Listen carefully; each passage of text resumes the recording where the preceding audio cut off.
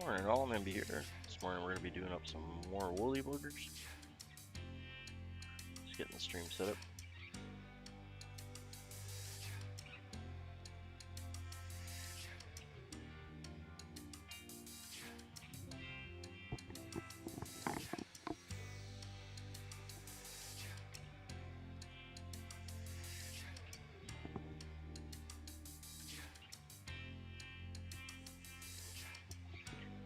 Hey, we're going to switch it up a little bit today. We're going to be using a olive dun and 6/0 uni thread instead of the black. Because we're just going to be doing some green buggers, so we may as well match the. Actually, we'll get rouletted in there first.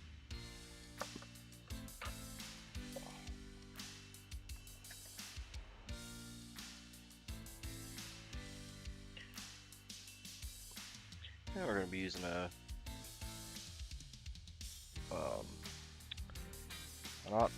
Hot 10 leadware. You can use thicker. Just what I have handy on the bench here. I'm gonna do about 12 wraps of that. 1, 2, 3, 4. Oop. A little hard, one second. Hey Bella, good to have you tonight. How'd it go with the house or property?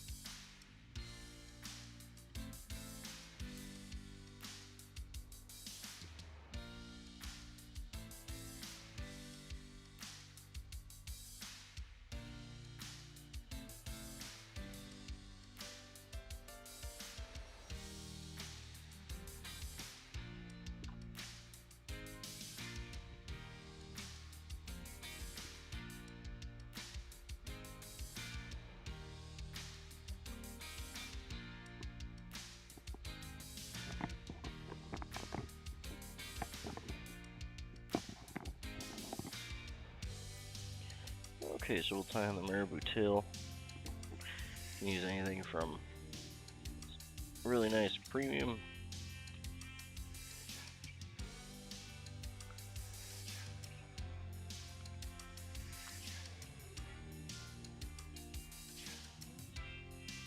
is it a flat roof?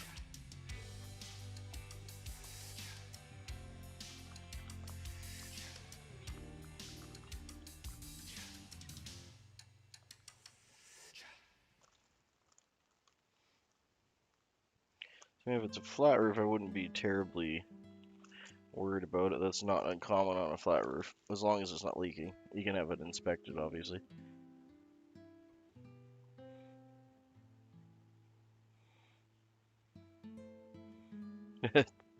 Doesn't everyone?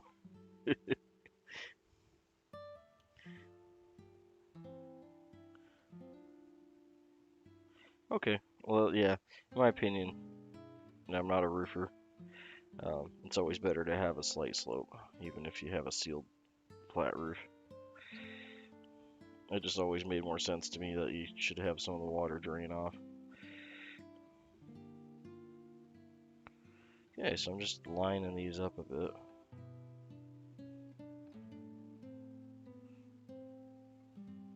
We're just using the blood quill floofs from those last couple. Got 3 of them here. I'm just kind of tying them together to make a floofy tail. I think that'll work. Let's see if I got it in frame. Well, we're out of frame a little bit. One second here. I'll get this tied in and then we'll go for getting it framed in if we can. It's gonna be pretty long, so I don't know if we'll get it all in frame.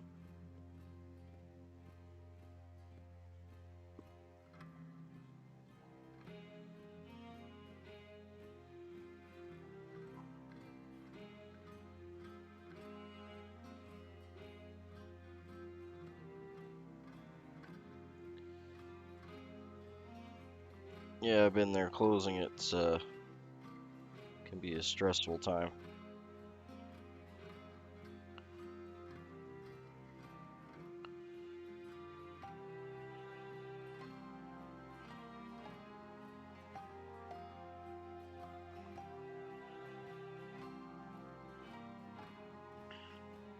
How long has it been on the market for?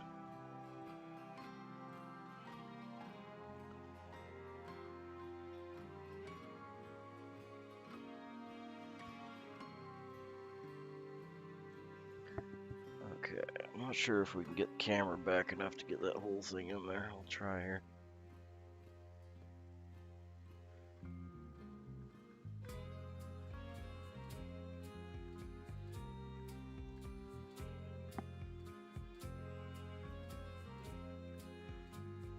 There we go. Yeah, I know, it's pretty daunting. Yeah, it sounds about right. It's a daunting task. It's not easy for anybody. Hopefully you got a good realtor that can help you out with the paperwork, and you'll probably need a notary, I would think.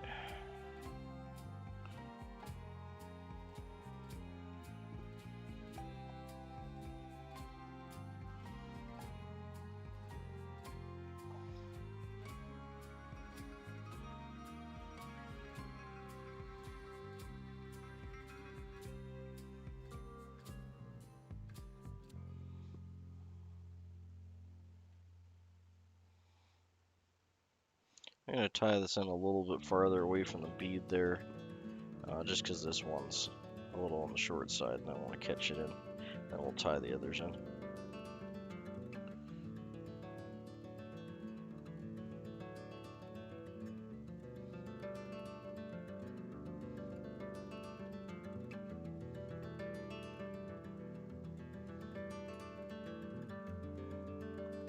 I think, like with most things in life though,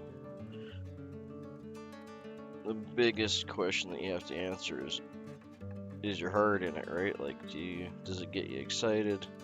Is it something that you're going to enjoy owning? Because when push comes to shove, that might be the only thing left at some point if you're in a rough spot, right? If your heart's not in it, the rest of it doesn't matter as much. If you know what I mean, right?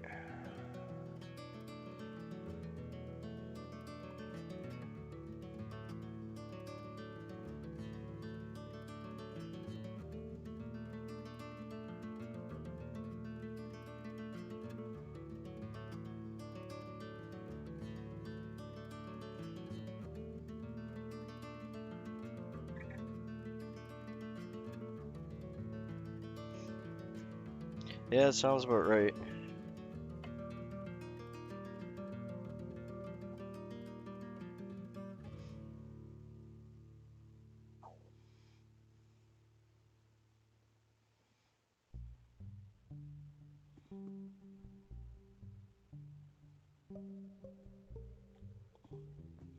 And of course, if you're willing to put the work in and make the place better and get good tenants, then that'll go up, right?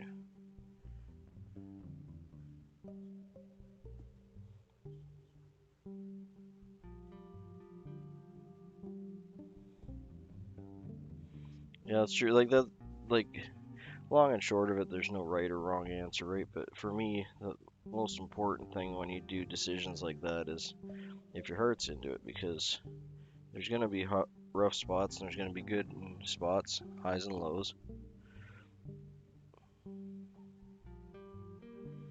There you go. Well, that's what I mean. Like if you can keep that, I guess, vision for lack of a better word, but if you can keep that forefront in your mind and keep you going through the rougher spots and all the extra work and everything, because it's not going to be instant or free. Yeah, exactly. That's what I mean. So if that's like the end goal and that's super important to you, then yeah, keep that in your mind. And if that's helping you get to your end goal, then more power to you. Because that you'll need that to get you through the hard days, right? There's going to be days where it's not fun, and there's going to be days where things are broken, and there's going to be days where your tenants walk away, or they're just jerks, and you got to have something going for you to get you through that time. I'm being really fist potty with clipping this collar out. I really don't need to. But I don't know why it's so overly floofy. I probably should have cut it back a bit more and tied it in.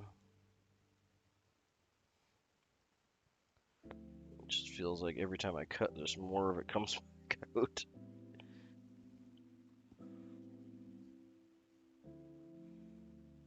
Oh no, that's exactly what this stream's here for, man. I am a multi-faceted individual. It doesn't have to always be about fishing and fly tying.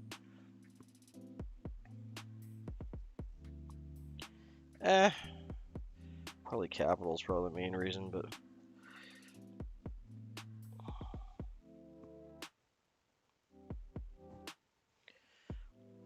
I've bought and sold a few properties in my lifetime, and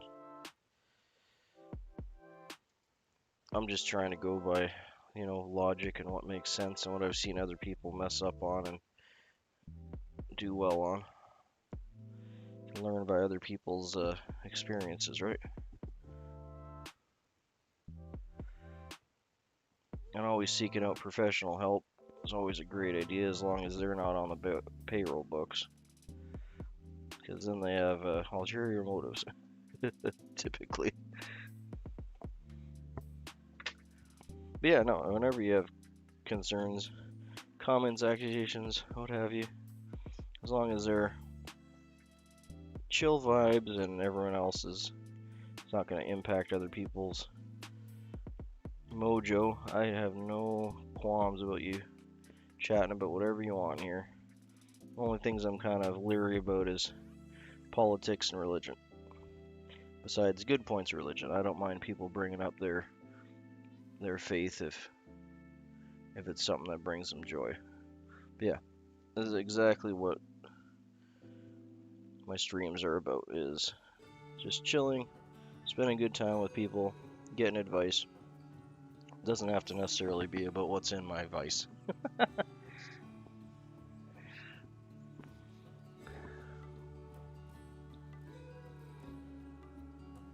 Yeah, I mean, you gotta take some of that advice with a grain of salt, especially like that doesn't exist anymore, right?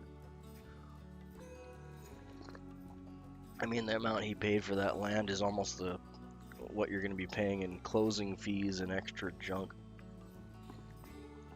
That, in my opinion, is completely useless, but that's one way to look at it, is the amount that he paid for everything is kind of what you're gonna pay just for an incidentals junk that they had on top. And taxes and whatever, right? I'm trying to think if I want to do a rib on this one. Yeah, let's do that. I think I got some copper kicking in here. It's long enough. Yeah, there it is. If it'll let me pick it up without falling everywhere. There we go. Where did my copper go? Okay, so we're just tying in some small soft copper uni. I got a little strip here that'll be good enough from the last one, so we'll just tie that one in.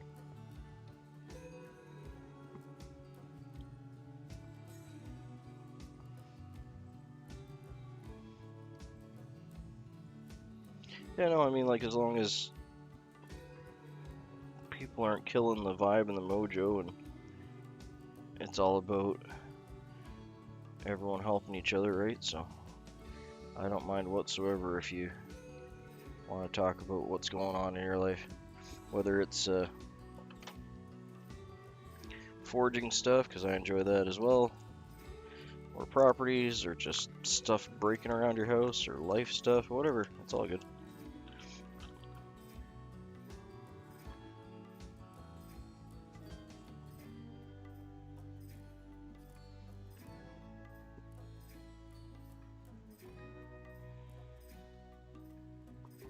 Yeah, like, and I've always believed that is the, is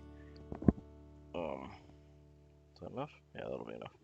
Uh, as long as you got a roof over your head and property, it makes the rest of life so much easier. That's like a huge stress, right? You got a place to live, a place to work. You can always make income for yourself. And like you said, by having that, it opens up other opportunities for you.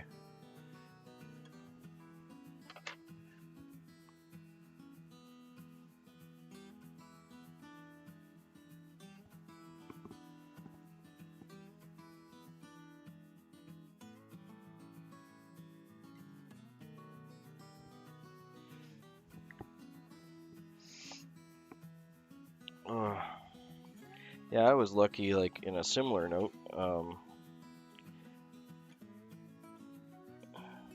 My fly tying mentor passed away, and I got a chance to buy, not all, but most of his fly tying equipment. Yeah, exactly. We're not vegetables, we got lots of things that we can pull on.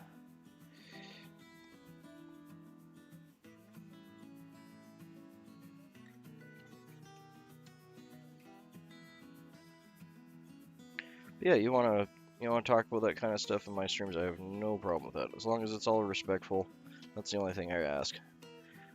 Really simple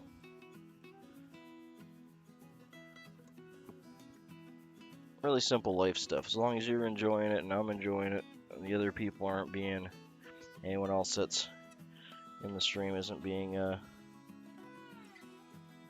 put down for it or whatever, it's all good.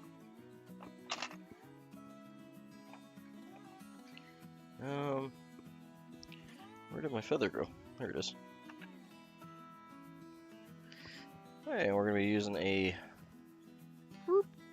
saddle hackle grizzly, but first we're gonna get this body wrapped up. I think I'm going to, yeah, let's do that. I didn't do that for the last couple. I didn't use the rotary, so let's do that. Yeah, I mean, biggest thing is make sure your heart's in it. If your heart's in it, that'll get you through the rough spots. And like you said, the turmoil that is waiting for everything to close. Of course, the guy selling it wants the top dollar and wants it done. So his priorities are going to be different than your priorities.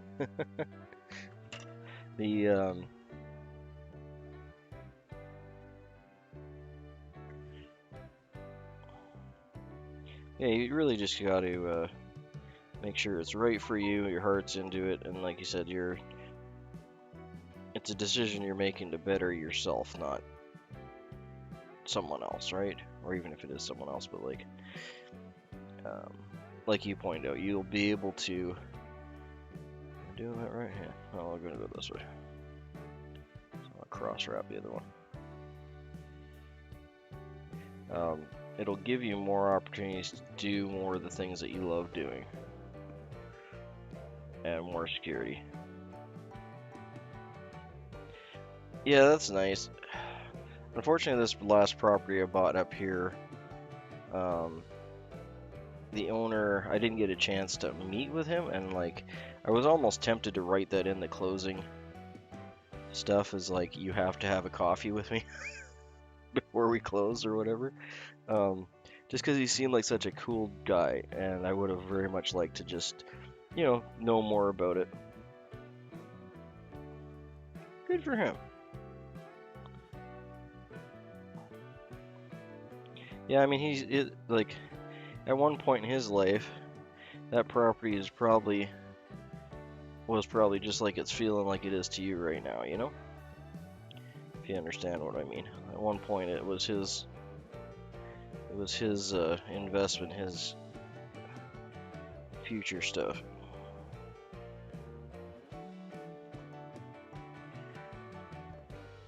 Yeah, I really wanted to have a coffee with the previous owner of this place.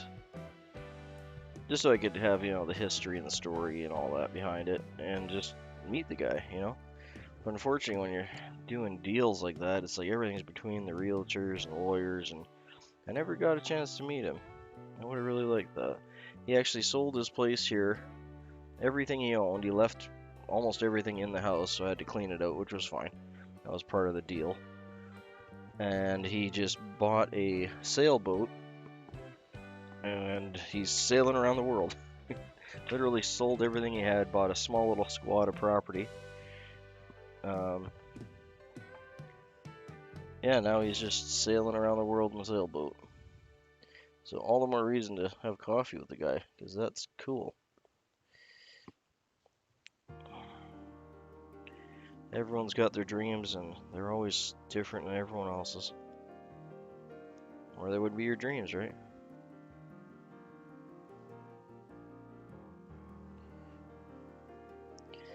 But that's kind of my point, is that at one point, the guy that you're talking about's dreams was probably the same thing that you're dreaming about now, right? Stability.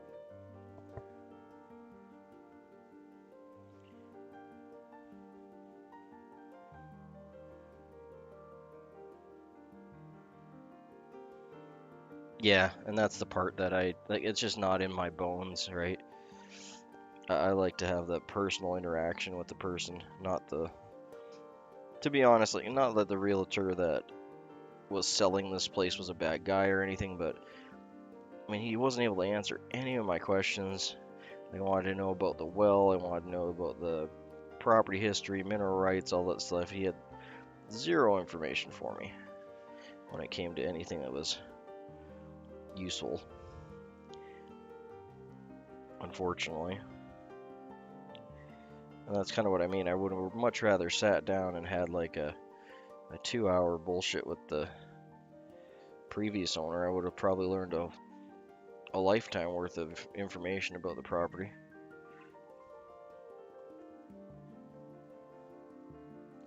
But no, everything's got to be through realtors and lawyers.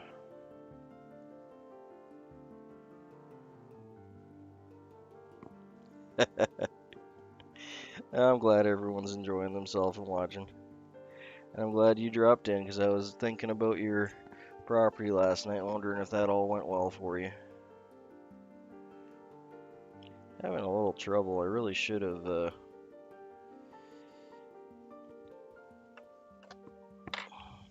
don't know why the rakuses on these are just so slippy. Like, I got it tied in there, cranked right down, but I can still move the thing.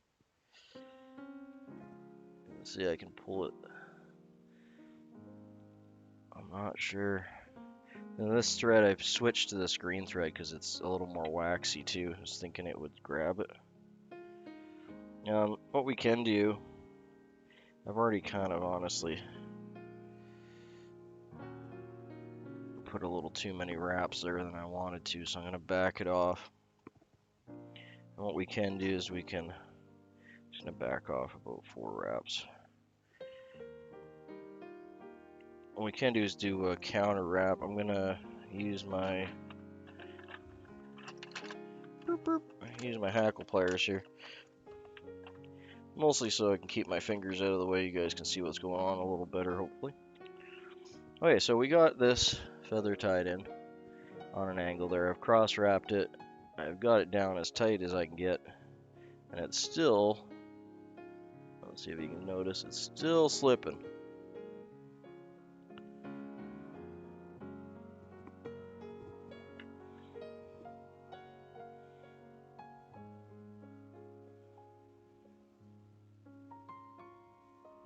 Yeah, that would be another piece of good advice I'd give you too, because I got in the same position where I was a little too wound up and everything, and needed it done, wanted it done. and everything worked out in the end. But you gotta remember, you do have that 60-90 days, right? So sometimes it's better to just literally drop it from your mind for a good couple days or even a week. Yeah, so what we're gonna do here is I'm gonna grab the rachis end. I'm gonna try and do this kind of sideways so you guys can see. So this rachis end was pointing this way, and you can see when I move it, I can move the feather, which means it's not secure, it's not tied in, or well enough anyway. It is tied in. But for whatever reason, this rachis is super slippy and it's just not catching on the thread. So we're gonna take this and we're gonna back it up 90 degrees from where it is, and then we're gonna tie that in up here and up a little ways from where the other one is, because it is gonna slip back when we go to let go of it. I'm gonna try and get about 5 good wraps on that. And then it's locked in at 2 different locations, and that should fix our problem. There. Now it should be locked in good enough that I should be able to just pull on this and actually break it without pulling the feather out. There we go. So if I can do that, then I know it's in there good enough that it's not going to affect the hackle. Shouldn't really have to do that with a hackle this big, but you know, is what it is. Every single feather you tie in is going to be different. They all have their own characteristics. Okay, and I've removed, didn't go over that part, but I removed the feathers from that part. See bare hackle there, so the first wrap I get is going to be on just one side. I think I'm going to go with my rotary hackle plier for this one.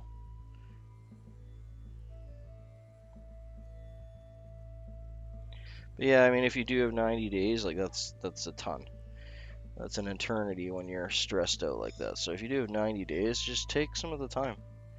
Take 5 days off, you know. Don't stop thinking about it, but stop letting it take over your thought process, right? One, that's not healthy for you, and two, it's not going to solve anything. You're not going to come to some crazy epiphany that your brain hasn't already brought up. Okay, so we're going to palmer this back. That just means I'm going through in an angle. And in this case, I'm actually going into because I'm going the opposite direction that we wrapped our chenille. Or am I going the opposite? No, same direction, sorry. I did that on purpose so I can go the opposite direction with the wire. I'm not going to have enough wraps here. Yeah, I want one too many wraps up front, so.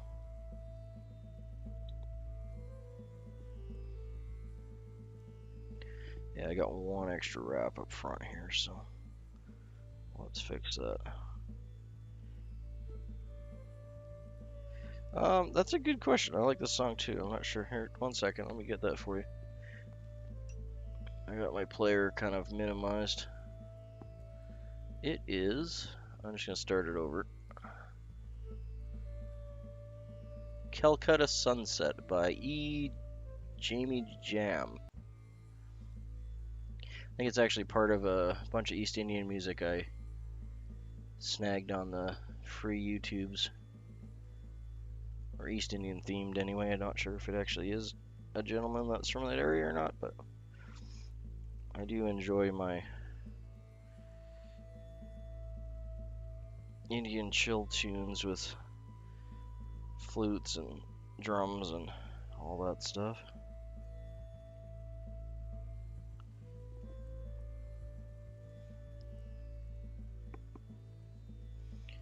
Okay, let's see if I can get one more. I can get one more wrap. Ooh, come on, buddy. The whole reason I'm using a rotary hackle plier is to get this. Calcutta Sunset, I think it was. Let me get that again. I minimized it again. Calcutta Sunset. E's like the letter E. Jammy Jams. Which is kind of a fun. That is not what I expected the singer to be named, but whatever. Everyone's got to have their thing, right?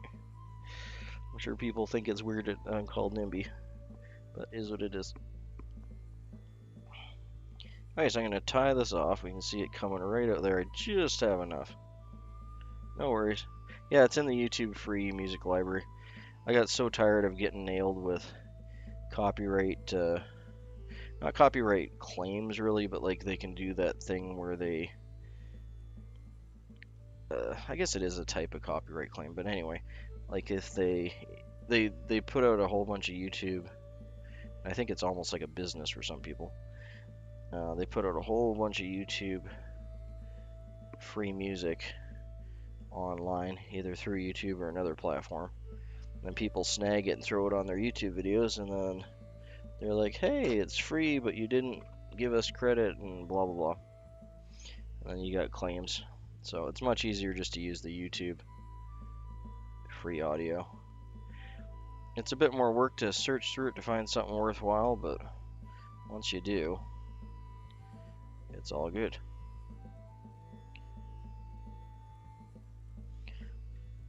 Yeah, if anyone watching, if they want to subscribe or drop a like, it makes me happy when the numbers go up.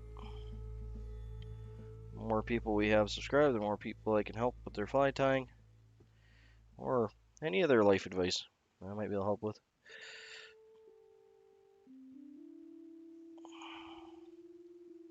It's all good.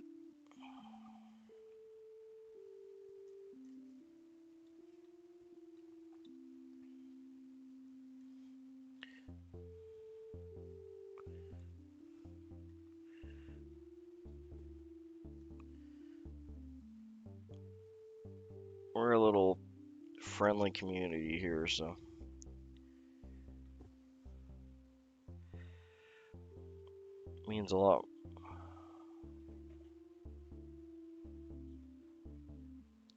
Yeah, I had the exact same thing with actually the one I just today got a copyright claim from a video, and a lot of these are videos because I just stopped doing it because it was so annoying.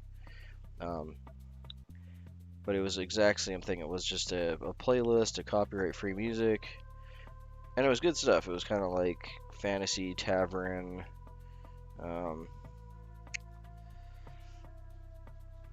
kind of elfish, you know, kind of music, which I like. And, you know, just nice chill vibes, but something in a almost bardish, you know, theme with lutes and that kind of stuff.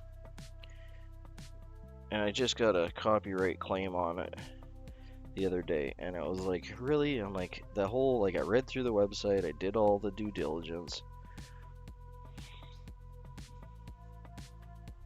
and this was like years ago, and now it's like, okay, you're claiming it now? It's like that video's been on there for like 3 years. But, you know, it's their intellectual property, so they have the ability to do so.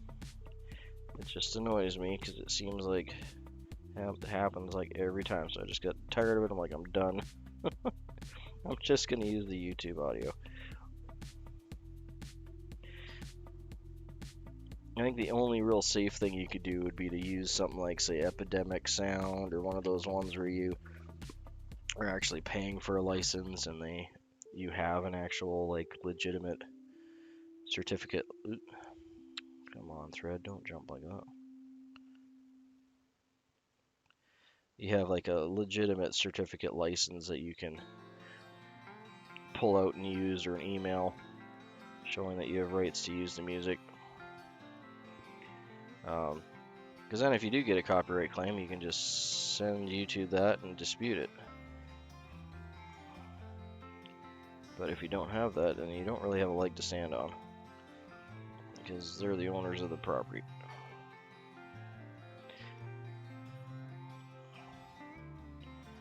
And you know, I respect all the artists that make the music. I don't want to rip them off for all the work they put in. But same token, if you post something and you say, hey, this is free to use, blah, blah, blah, and then 2 years later you come after someone, it's like, dude, that's shady. Don't do that.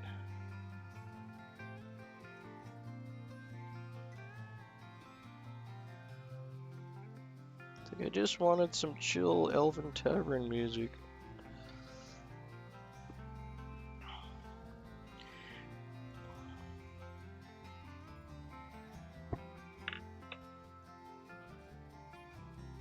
I'm gonna see if I can helicopter this out now that I got that. Get my thread unraveled from it. There, I think that's it.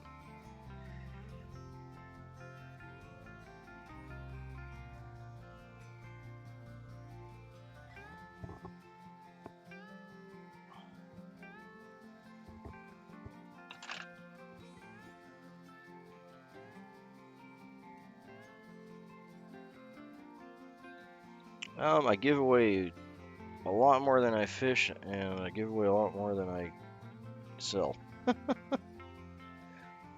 Actually, don't really sell too many. I'd like to though. I'm getting up to that point. In the new year here, I'll be probably setting up a. I have an Etsy shop, but.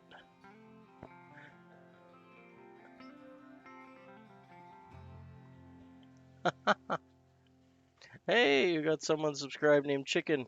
What a cool name. Yeah, I freaking love chickens. I love my girls in the back there. We got a whole group of them. Let's get a whip finish on this before I forget what I'm doing.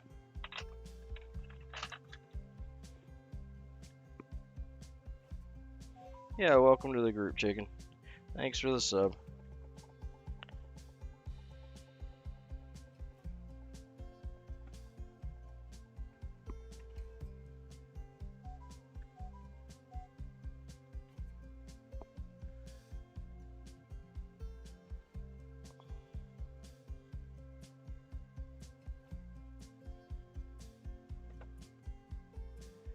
$46.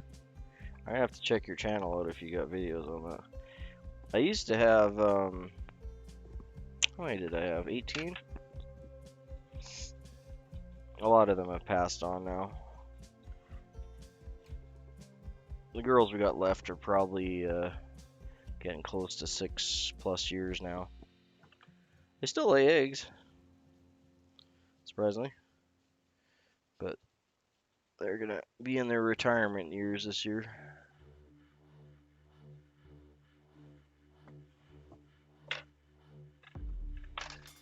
Alright, that one's done. I'm gonna grab me a nice sip of tea here before we get that all cleaned up.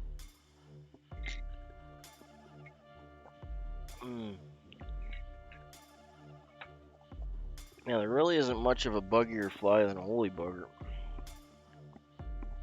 We got some head cement on there.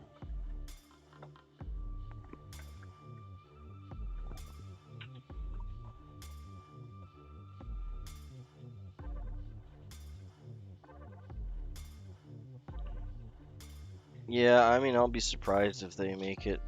They might. I mean, they surprised me this far. If they'll make it to 8, I'd like them to. Try to keep them as happy and healthy as I can.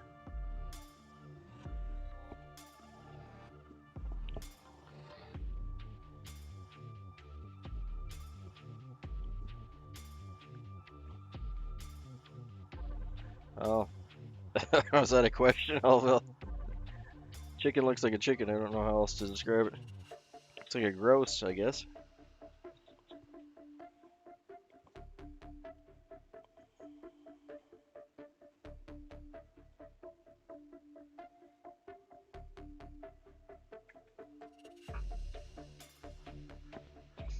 Okay, so we got some head cement on there. I'm just gonna rotate that. That's a nice looking little bugger.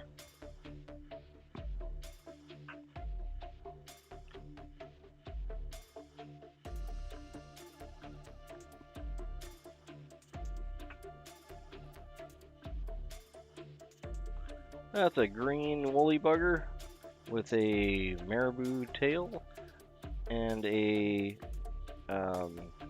variegated yellow and green chenille body with a grizzly hackle palmered back and then chased with a fine copper wire and a brass bead head tied in with an olive green 8/0 uni thread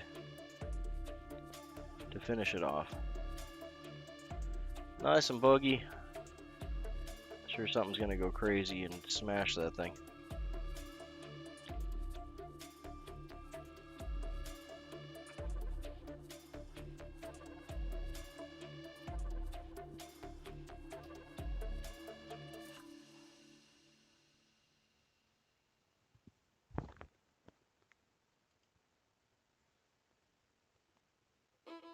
Oh, penguin. I see what you're talking about. For the little dudes, yeah, our little avatars that are running around. I was wondering why you're like, what are you talking about, penguin? Yeah, I like the little avatar dudes, to be honest. There's a lot of them. I'm surprised a lot of them don't show up ever, but there's probably about 100 different little animal dudes that I have programmed in there.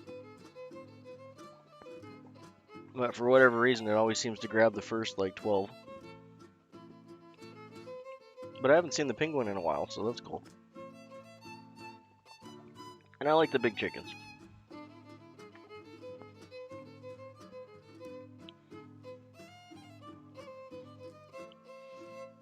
My wonderful, adoring wife always seems to be the big chicken when she comes into.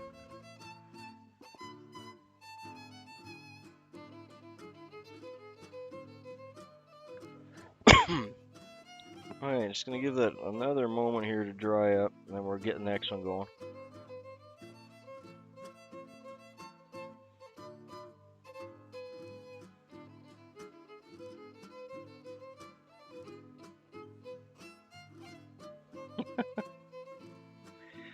Well, the odds of dying from a chicken attacking you are really slim, but never zero.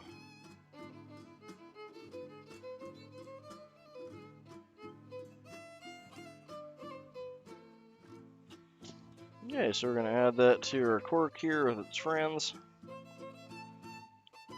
Yeah, this one's going to fill up rather quick because these guys are so poofy. I normally get a good like 25 or 50 on here, but nowadays I'm probably going to get like a dozen.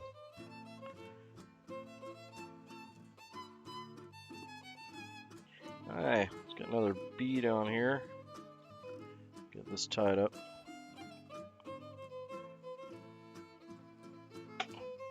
So this is, what is it, 6/0?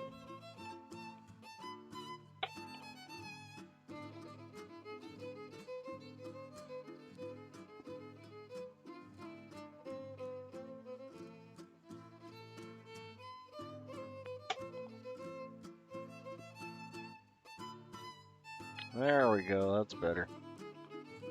It's in there nice and smooth. Alright, so let's get some lead wire on that first.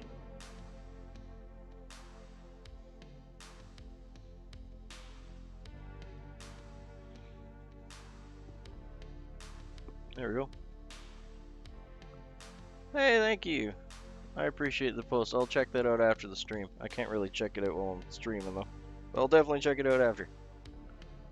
Hopefully you had a good time there. It's hard to leave a tackle shop without dropping a good bit of coin. Okay, so we're just using, I don't know if I had this up there or not, but we're using 0.10 lead wire. So not Ed wire, but lead wire.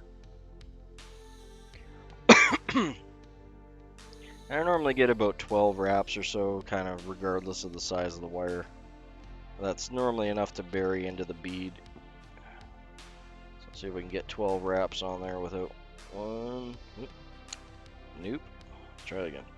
1, 2, 3, 4, 5, 6, 7, 8, 9, 10, 11, 12. And a half one for good measure.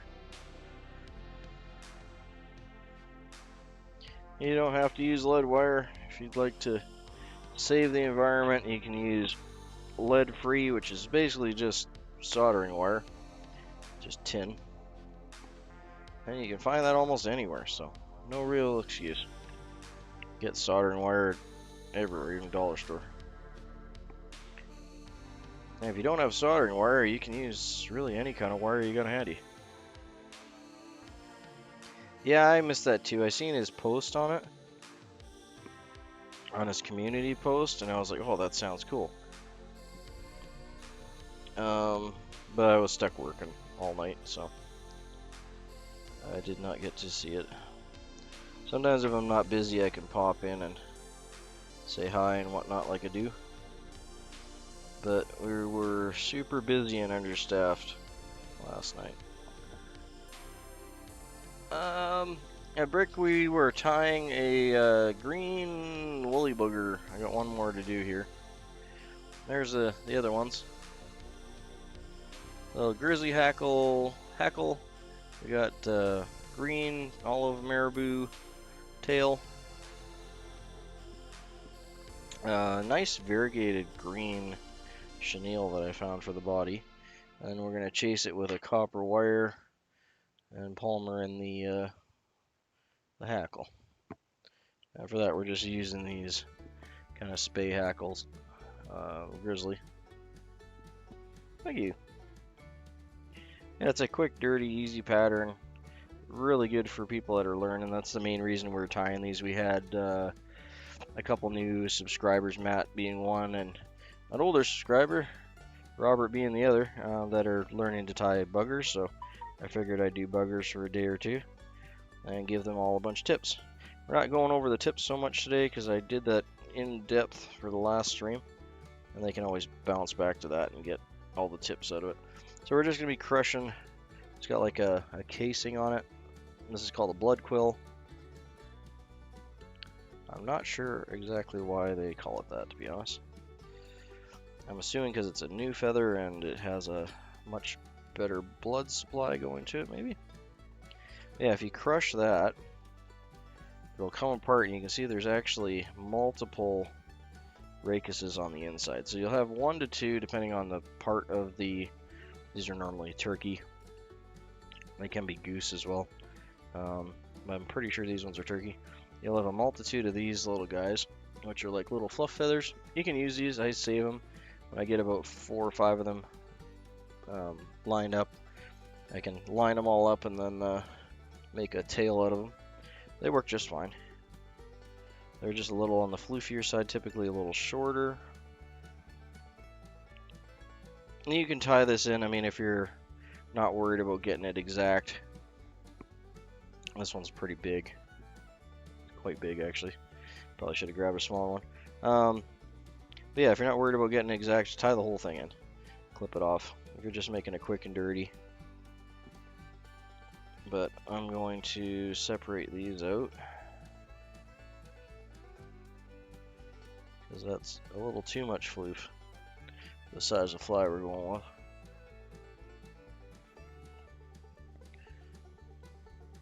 And there should be an actual racus. Where is it now?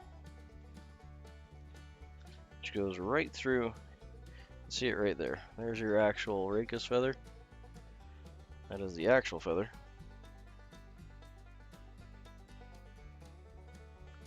And then you'll have your those little fluff ones. Normally it's 2 to 3 on either side, but they have their own stem. There we go, I got it pulled out. You see it now coming out? And they're not part of the actual feather. So this is your actual marabou. Apparently there's one more. Okay. There's no hard and fast rule about how many of these there are. I think it depends on the species and where it is on the bird, because I know when I'm pulling them out of a skin, certain parts of the armpit will have a lot more of these than others. So there's the other one. So we'll stack all these together and make a tail for the next one. Well, this is your actual marabou. So if you're not buying blood quills and you're buying strung marabou, these would have already been separated. They'll normally separate them by hand. There's some machines that'll do it too, but they kind of beat everything all up. And when it's strung, it'll look like this. You can see it's all at the bottom. This is a premium marabou, so it's kind of a bad example. This is your like biggest possible marabou that's already been cleaned and selected. But normally they'll separate it like that. They'll tie all the racus bases together with some thread. You see it in the bottom there.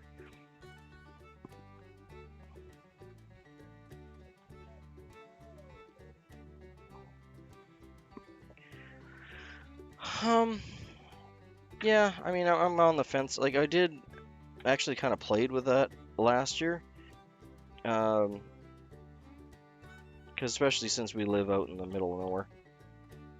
I took, I mowed, not out of laziness, but like I said, I was trying some stuff to see if the lawn would actually do better over winter if I left it longer. Because like you said, it's, in my mind, it keeps more moisture there, you know, yada yada.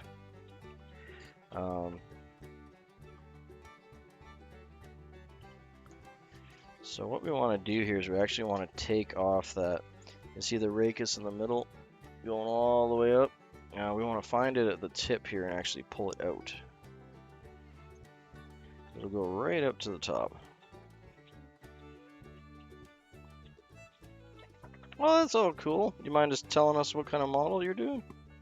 I haven't done a model in forever. Used to love doing models. I'm having trouble because this one's got a twist in it. I can see it going all the way up here and then it just seems to kind of vanish. Oh, there it is.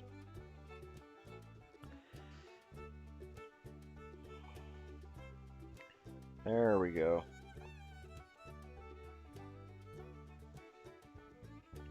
Okay, you want to pull back a good bit here. Again, this is me being picky, like you really don't need to do this, you can just tie it in. But if you want a nice movement to your tail, getting this out will help. Won't be as stiff. Okay, there we go, finally got it. When you get it, you should be able to hang on to it like this.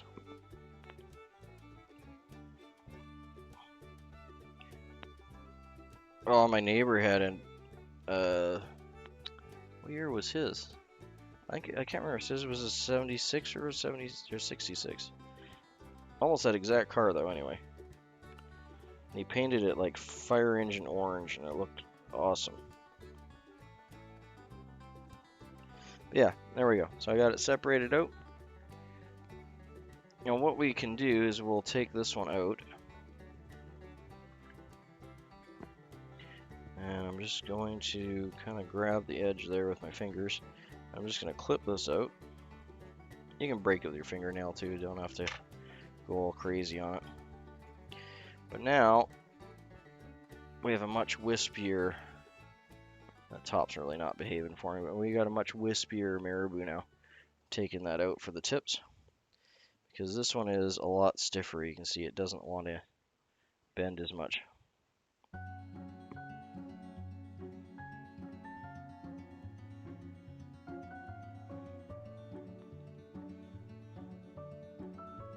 Yeah, that's kind of what I was playing with, was if I left it long for winter, would it come out nicer in the spring? And I don't like using any chemicals in my yard, because we have, you know, like we were saying, we got chickens, we got animals, and I just don't believe in using the chemicals unless you have an infestation or whatnot. So these are the four, I think we got four there, 3 or 4? Yeah, 4. These are the 4 blood quills. You can see the bottoms there. So that's the marabou that we're going to get out of it. It's going to be a little bit shorter than the other, but it's still well over a body length.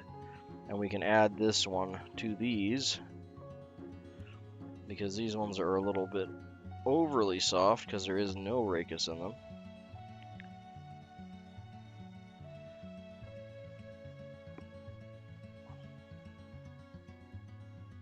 And yeah, that's what I found actually. Our grass in that area the next year was much nicer. Okay, well, that one top one is kind of a bit on the long side, so I'll try and pull that. If I can find out which one that is. There we go.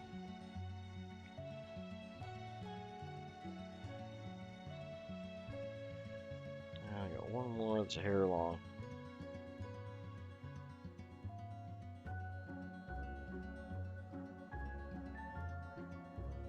I like... Yeah, my wife loves the dandelions. I don't understand why people have such a hate on for dandelions, to be honest. They're one of the few plants that'll survive a drought. They're... I'm sure I'm having so much trouble lining up these tips. They're almost got it, but this one side keeps fluffing out. 1 second, try that again. Gotta be you, right? Okay, yeah. And then... Nope.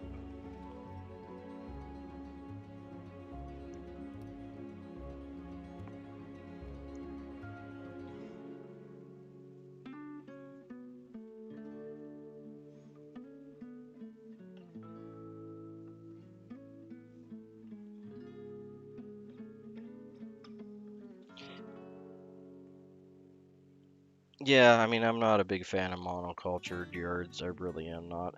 I got wildflowers. Yeah, the whole back of our property, we thought it was, what plant did we think it was now? Burdock. We thought we had like a whole back of our yard we thought was infested with burdock, because we do have burdock here. And they were coming up like crazy. And then we found out later that it was actually an orchid, a type of orchid called a furry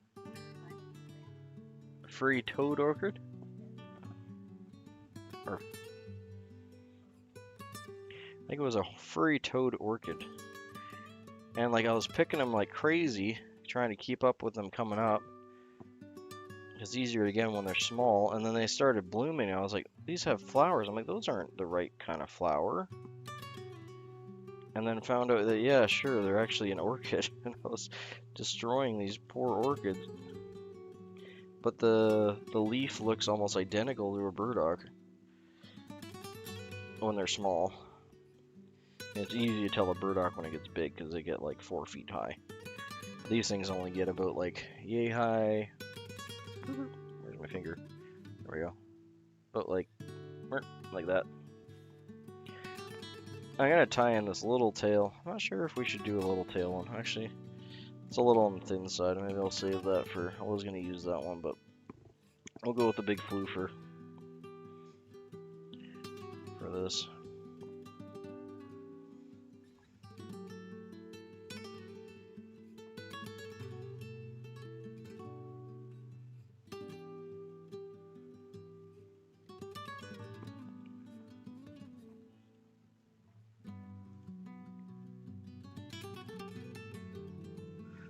Yeah, and I think it's always like we get our honey that we get is local from one of the properties down the way, and they have, I'm not sure how many hives he has, but he's got a couple dozen anyway. And I really like the fact that we can get,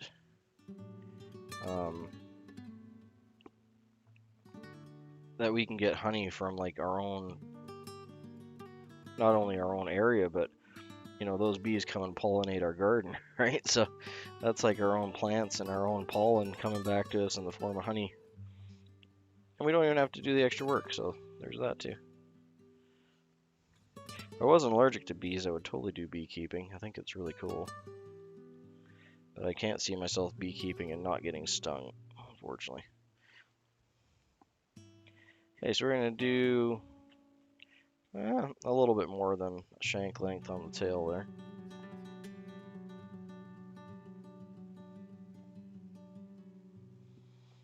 Now I'm going to do like a light pinch wrap. Bring it down. Come on, buddy. Ugh, come on now. Okay, well, you're going to get tied in anyway. You can fight it all you want. You're going to be a fish hook.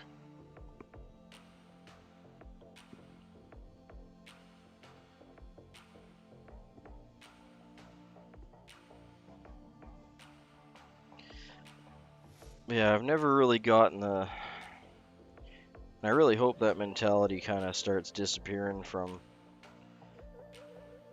people's minds, is that they need to have just flat green grass throughout their whole yard that's mowed to a certain height.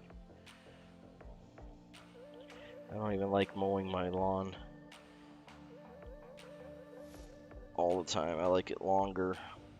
My dog likes running in it better. The kids like playing in it better. It's better for the chickens and animals.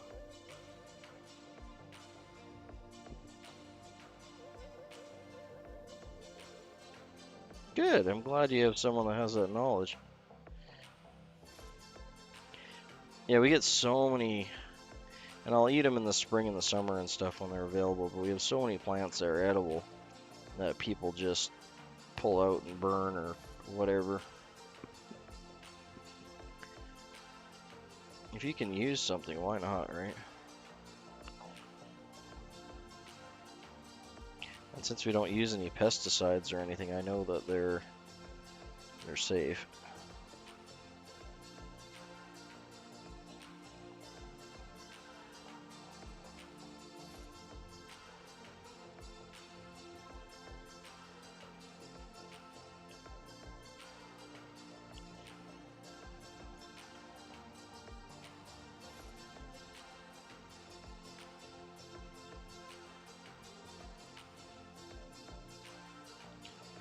Buddy, you're just fighting me today.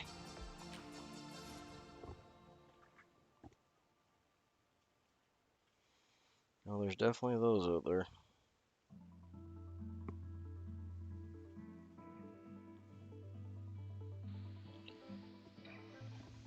I mean, if that's the kind of thing that brings you joy, you know, fill your boots. But it's just, I don't get it.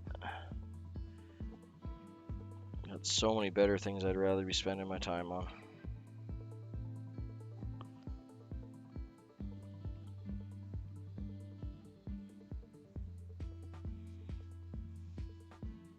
Oh, it's probably a good thing for your dog.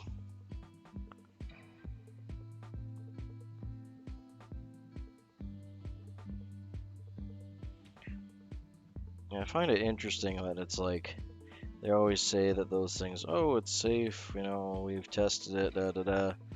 And like 20, 30 years later, there's generally always some kind of rebuttal to that. Oh, well, we didn't know at the time.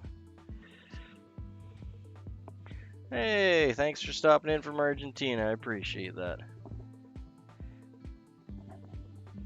Good to have you in, Nicholas.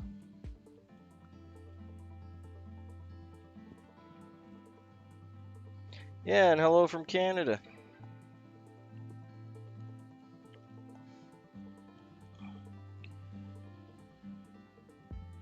That is one of the cool things about this hobby is you get to meet people from all over the world and different views and different likes and enjoyments, and a lot of them are really cool people.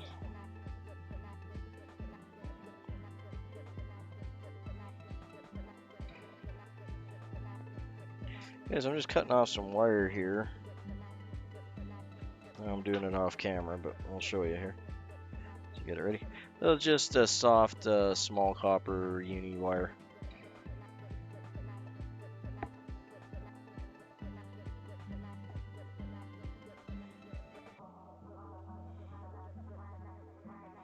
Yeah, that's the other thing with that kind of thing too, right? Is like they're saying it's safe, but what happens with the water that they didn't test, or is that sample okay, but like a sample 2 days later is not, you know? Or like the sample they take at the water place, you know, that's okay, but then it runs through like 8 kilometers of lead pipe or zinc or whatever, right? Ugh. Especially in a lot of places, the infrastructure's so old, they don't even know what's buried there.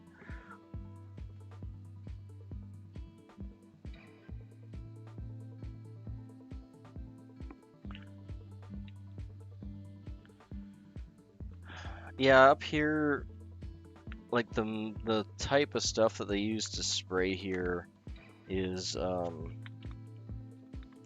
and that the hand thrown stuff for mosquitoes, it's completely inert, like it's actually fish food, like other animals can eat it. Again, as long as you buy into all that being safe, but um, due to mosquitoes having a completely different biological structure than almost everything else, it's a little easier for them to create pesticides that are safe because their whole system works differently than ours. So their stomachs are actually the exact opposite of humans and most mammals and most other insects. So a lot of the chemicals that they spray for mosquitoes, besides like DEET, and I know in the States you guys have a whole whack of stuff that we're not even allowed to look at up here in Canada. But in Canada,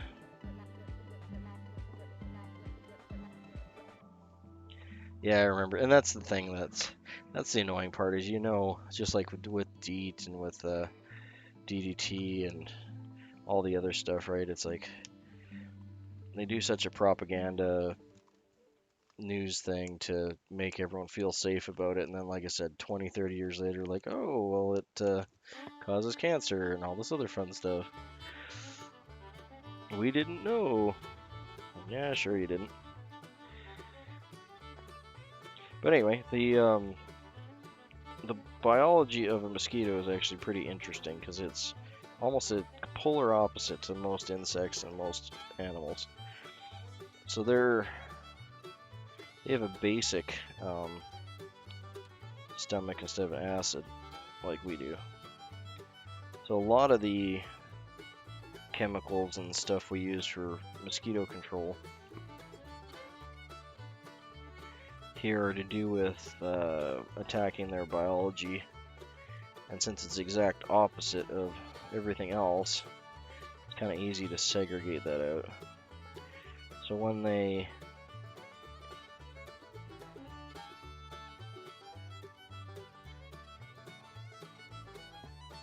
yeah.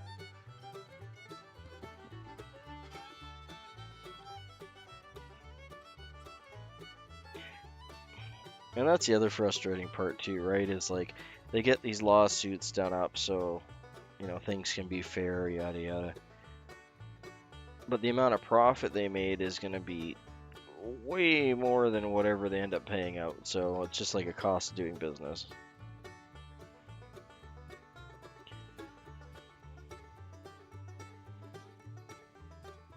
Okay, so we threw a couple half hitches in there. We're just gonna get this up into our bob and cradle here so it's out of the way, and then we'll wrap our body. And we'll be wrapping it over, so away from ourselves to our belly. I'm just gonna twist this up a hair. There we go.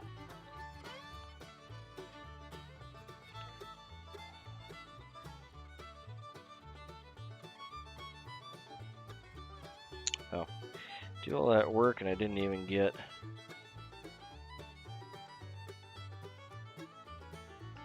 Yeah, I'm sure there's lots of companies out there that just bake that into their profit margin. Cost doing business like paying a lighting bill.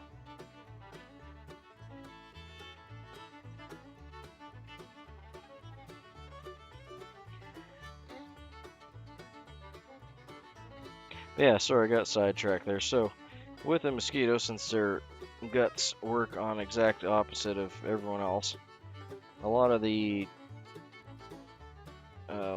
pesticides that we use up here actually attack their gut structure and, in essence, make them explode. So it's a little bit like giving Alka-Seltzer to something that can't burp. So their insides actually foam up and then they explode. That's kind of interesting.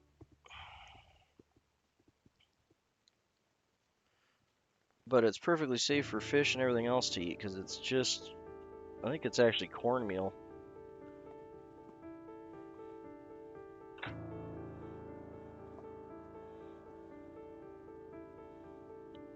Yeah, and there's that too, right? Like you notice in, and it's very plain for me being Canadian because we have all the laws against that stuff. And then in America, they don't, and they always have arguments why they can't. But it's like you said, like they can do it here perfectly fine. But things taste and are completely different here. Oh no. Yeah, my poor Peapod. She had such a difficult time adjusting from American food and stuff to Canadian food. It is a lot more simple, but I will say Without a doubt, American food just tastes better on like every possible level. But I know it's because of the chemicals. But it all tastes better. When we go down there on vacation, it's like, oh god, this is so good. But I know it's just a bunch of junk, but still, it tastes good. Eh. Now, what am I doing? I'm getting off tilter here. I gotta tie in my, gonna tie in the rib, and I haven't even tied in the... I'm sorry you dropped the model there, chicken. I did like a model, it was, oh, it took me weeks to, it was like a, how do you say it? And not a tank, but like a troop, transport, I guess, with tracks. I guess kind of like a Bradley, but I can't recall off the top of my head what model it was. But anyway, that kind of thing with the tracks, and it was actually had like a little wire coming out the back and like your little annoying little joystick, so you could drive it forward and left and right. And I just finished it and I put it on my chair, and I went to put away my paints and other stuff and glue, and I turned around and sat down to get the other stuff off the table, and I sat right on top of it, and same thing, just crushed it. And it was like, oh my god, what did I do? And it's like, do I try and put it back together? Because, you know, once the glue snaps, it never really sticks well in the same spot again. But I had it like half painted, had all the base paint on it, and it was all glued up and good to go. It looked great. I didn't even get a chance to drive the dang thing before it broke. I did drive it after it broke, but I just didn't have my heart in it to finish it again after sitting on it. APV, is that what they're called?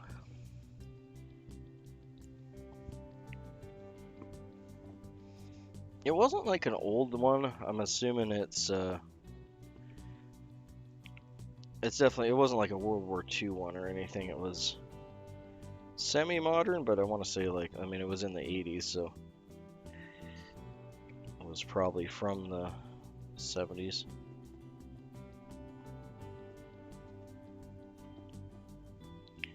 Maybe Vietnam era. But yeah, I was crushed. I was just, my little heart. Right, that's what that stands for, Armored Personnel Vehicle. Thank you.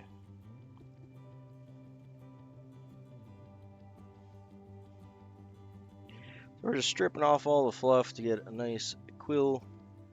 This one's got a kind of a bent racus going all cattywampus, but we'll be fine. I actually have a bunch of models up in my storage. I can't remember which ones they are. There's a bunch of like World War II planes, and I think I have a stealth bomber, that kind of thing.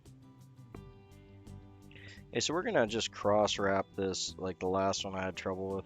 We're gonna cross wrap this just to start with at the get-go,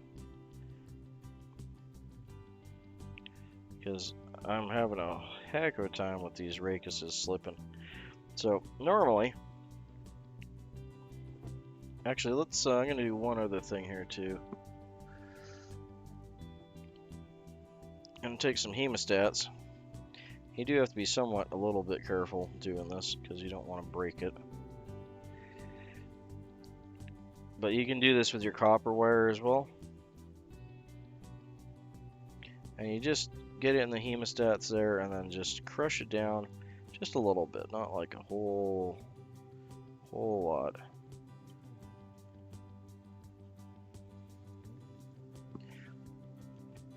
SR7, is that a type of APV? Kind of reminds me of like all-point bulletin.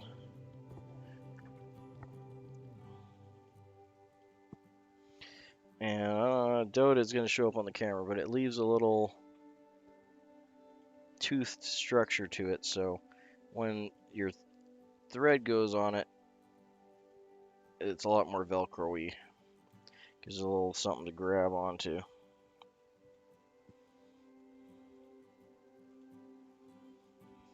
less likely to pull out. So we'll try that, because like I said, having some issues with these guys. Oh, right. Yes, you're right. I should have known that. 'Cause I think I actually have that exact model in the shed. And it's an old one.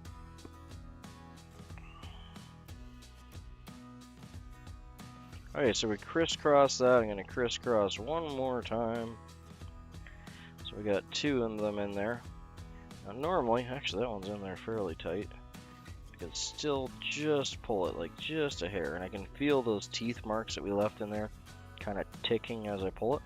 But what we're going to do is we're going to grab our hackle plier again. We're going to grab the end of that racus.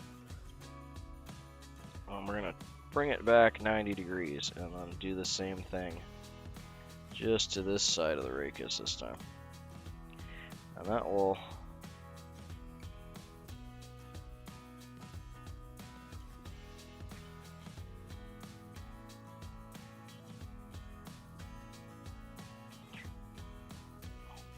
yeah, didn't they like model the actual aerodynamics off of like a falcon, or what was it? Not a falcon. What bird was it now? Peregrine falcon, maybe? I'm pretty sure it was a peregrine falcon, if I recall off the top of my head.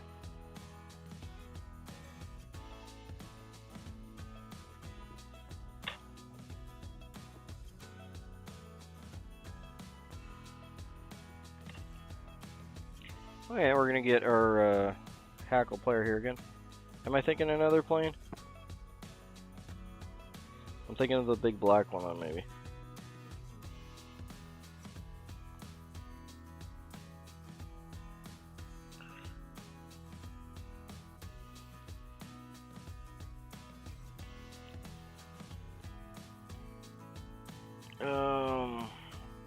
I don't know. It's a vague memory I have of them modeling it off of some type of falcon bird, so it is very possible that I got that incorrect, or the incorrect plane. I worked at an airport for 15 years, so I was into planes because we would see them all the time. It was always fun when the military stuff showed up. But other than that, I don't have any experience with it.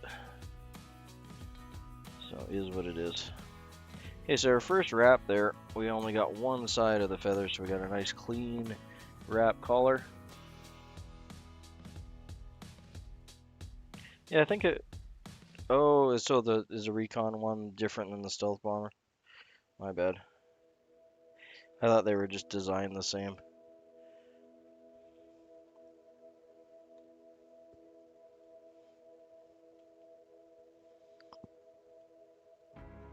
Well, you live, you learn.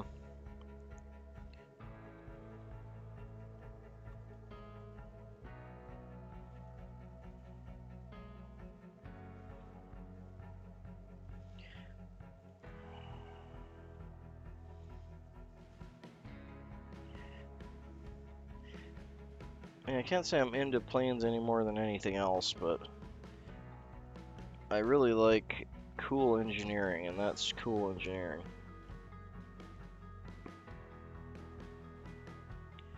Oh, okay, is that the one that looks more like a plane than like a flat, whatever the other one looks like? Okay, so I got that tied in with the wire here, and we're gonna chase this. I don't get it caught on my hook point. There we go. I'm gonna chase this back all the way to the front. And it's surprising how little fibers you actually catch doing this.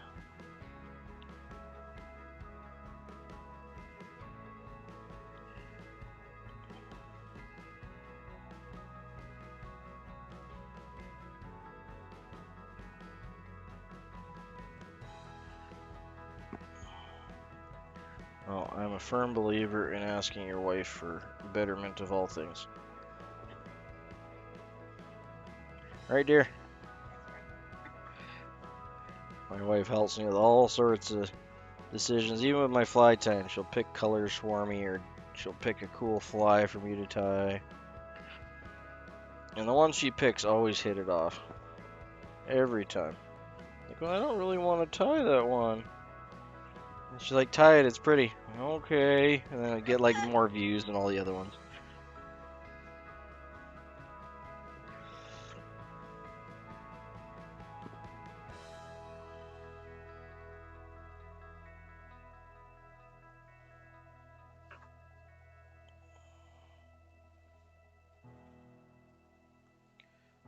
Okay, I'm trying to sneak it in here. There we go.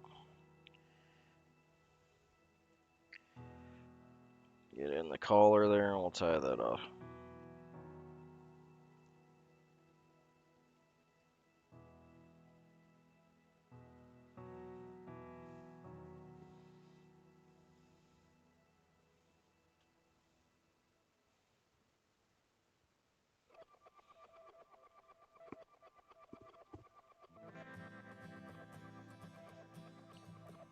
I love like old mechanical computer stuff.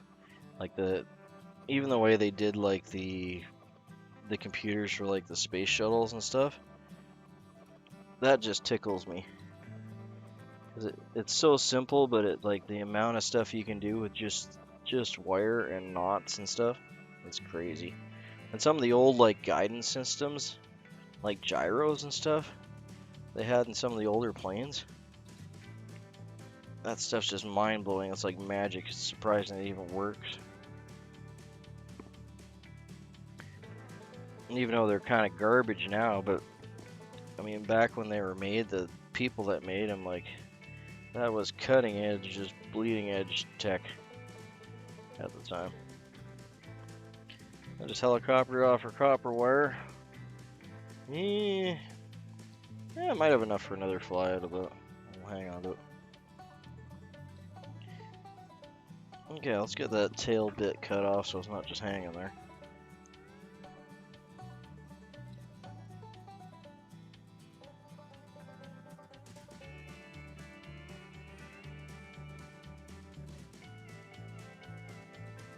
There we go. Boogie, boogie, boogie.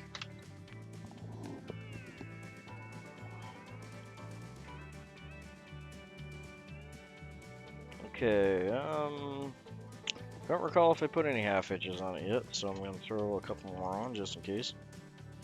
Pretty sure I did, but better safe than sorry.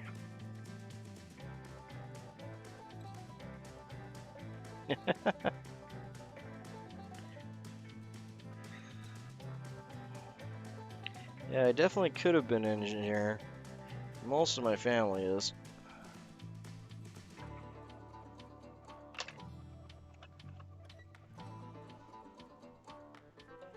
My one uncle designed the submersibles to get the space shuttle parts back when they land in the ocean. So he worked for NASA, so he was legitimately a rocket scientist.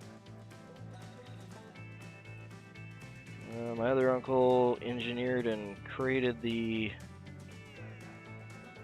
I don't know if you guys use them in the States, but those composite trusses where you have like a chipboard in the middle and then two, like an I-beam. Brain's failing me for words, but engineered I-beam basically.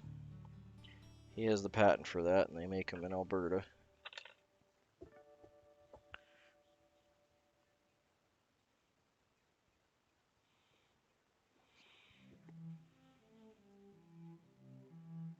There you go.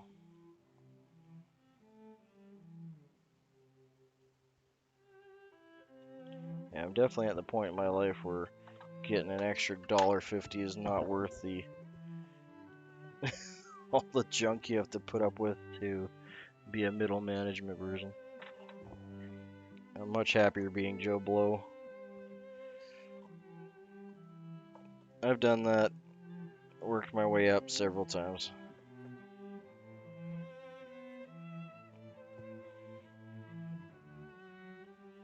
Nice.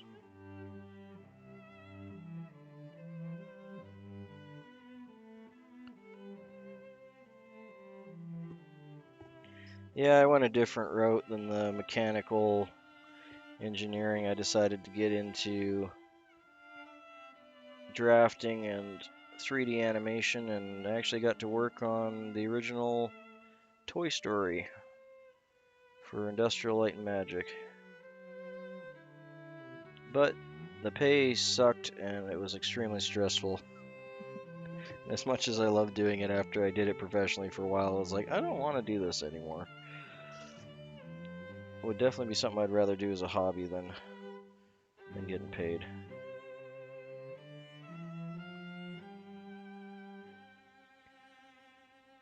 Yeah, the scene with in Toy Story where they're flying down the road in the little RC car. I animated and did up all the trees and the road set up there, and I did a lot of 3D models for like in the house, like Sid's bedroom and everything like that. Mostly modeling, and I did some texturing and other stuff too. Yeah, it was really cool. I'm glad I got to be part of that. And of course, because I was a contract worker, my name doesn't even show up in the credits.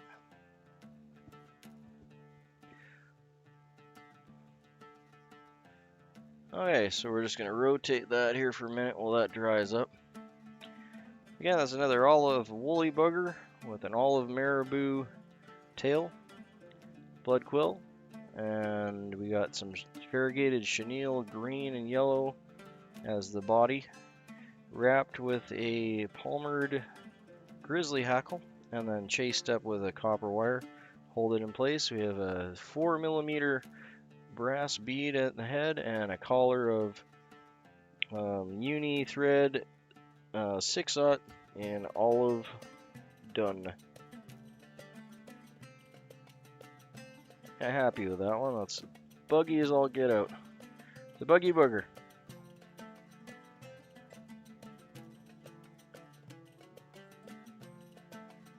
Nice bushy. Yeah, that's gonna smash some stuff. Happy with that one.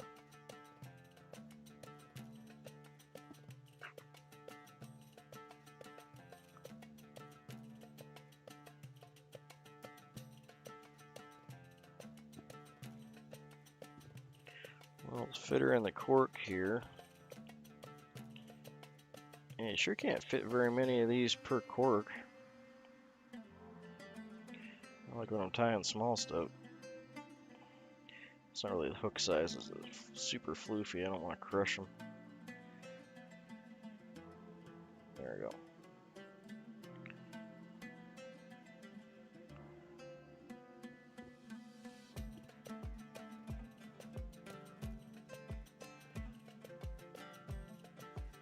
Got all these gymongous. I need to use these up. These big, heavy streamer hooks. Well, they're heavy for me anyway. I'm sure they're thin for some people. Yeah, they're nice. They're Mustang. They have a nice straight eye on them. I'm gonna think of some streamers. I might do some mice or something on those.